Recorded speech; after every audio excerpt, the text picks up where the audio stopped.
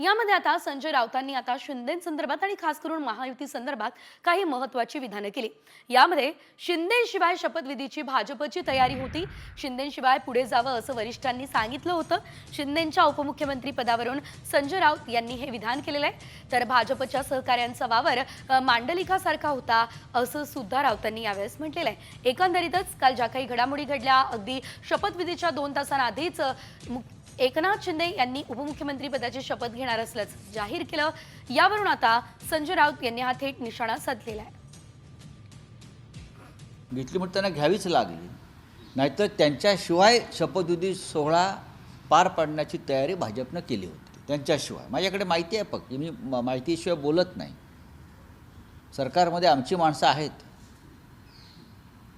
सरकारमध्ये आणि राजकीय त्या वर्तुळामध्ये आमचे हितचिंतक असतात आणि आहेत, आणि त्यांच्या पक्षातसुद्धा आहेत, त्यांच्या गटातसुद्धा आहेत। आमच्याकडे सगळे असतात। त्यांच्या सहकाऱ्यांचा वावर जो होता व्यासपीठावरचा, ज्यांनी शपथा घेतल्या, त्यांचा वावर हा मांडलिक राजे किंवा सुलतानसारखा होता, हे स्पष्ट दिसतंय। पण ते इतक्या मोठ्या महाराष्ट्रामध्ये प्रचंड बहुमत असलेल्या पक्षाच्या हाताखाली जेव्हा तुम्ही काम करता, तेव्हा तुमच्यावरती ही वेळ येते। शिवसेनेसारखे पक्ष आणि उद्धव ठाकरे यांच्यासारखे नेते हे विरळ असतात।